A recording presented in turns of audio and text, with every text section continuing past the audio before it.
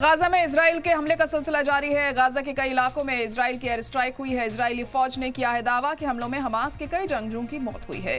Gaza के खान यूनिस में Israel का मिसाइल हमला हुआ है। हमास से जुड़े ठिकानों को निशाना बनाने का दावा किया गया है। पिछले 24 घंटों में इजरायली बमबारी में 82 लोगों की मौत हुई।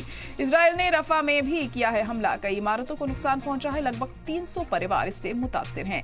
तो हमले गाजा में लगातार जारी हैं। इजराइल की तरफ से ये हमले रुकने का नाम नहीं ले रहे हैं और इसका सिलसिला बढ़ता ही जा रहा है। गाजा के कई इलाकों में इजराइल की एयर स्ट्राइक देखने को मिली है। इजरायली फौज ने यह दावा किया है कि हमलों में हमास के कई जंगजू मारे गए और गाजा के खान यूनुस में इजराइल का मिसाइल अटैक भी देखने को मिला। हमास से जुड़े ठिकानों पर निशाना बनाने का दावा किया गया।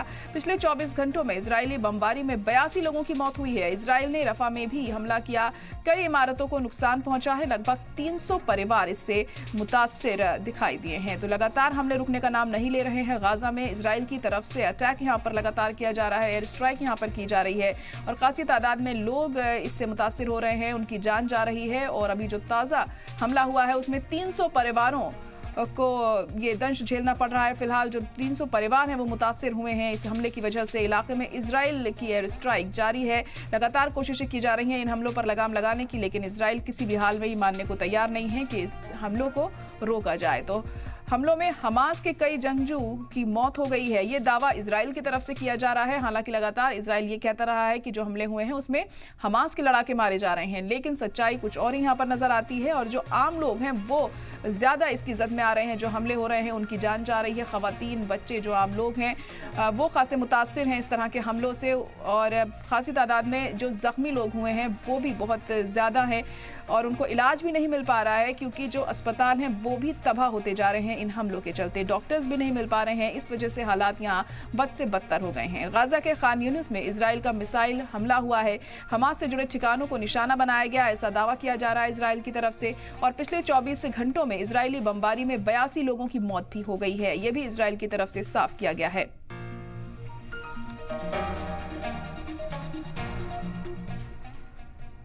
इजराइल और हमास के दरमियान जंग जारी है। अमेरिका के सदर जो बाइडेन शुरू से ही इजराइल के साथ रहे हैं, लेकिन अब जो बाइडेन के तेवर देख लगता है कि जो बाइडेन इजरायली वजीर आजम नेतन्याहू से नाराज हैं। अमेरिकी सदर जो बाइडेन ने एक इंटरव्यू में कहा कि गाजा में जंग के लिए बेंजामिन नेतन्याहू का नजरिया गलत था। अमेरिकी सदर जो बाइडेन ने कहा है कि उनका मानना है कि इजराइल के वजीर आजम बेंजामिन नेतन्याहू इजराइल की मदद करने से ज्यादा इजराइल को नुकसान पहुंचा रहे हैं। कई महीनों से बाइडेन ने तशवीश का इजहार किया है कि गाजा में शहरियों की मौतों की बढ़ती तादाद के सबब इजराइल दीगर मुल्कों से हिमायत खो सकता है। मिस्र के सदर अब्दुल फतेह अल सीसी ने कहा है कि मिस्र का हदफ मशरिक़ वस्ता में जारहत या हमले नहीं बल्कि इस्तेहकाम का मुजाहिरा करना। इजराइल की खुफिया एजेंसी मोसाद ने कहा है कि मुसलमानों के मुकद्दस महीने रमजान के दौरान जंगबंदी की उम्मीदें कम होने के बावजूद गाजा में इजराइल और हमास के बीच जंगबंदी पर समझौता यकीनी करने की कोशिश जारी है। और इस वक्त राजन कोचर जी हमारे साथ जुड़ चुके हैं जो कि इंटरनेशनल अफेयर एक्सपर्ट हैं। राजन जी, बहुत इस्तकबाल आपका खास प्रोग्राम में हमारे।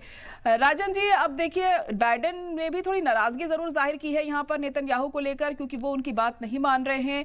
किस तरफ ये इशारा कर रहा है? क्या कोई अब सख्त कदम उठाया जा सकता है बाइडेन की तरफ से?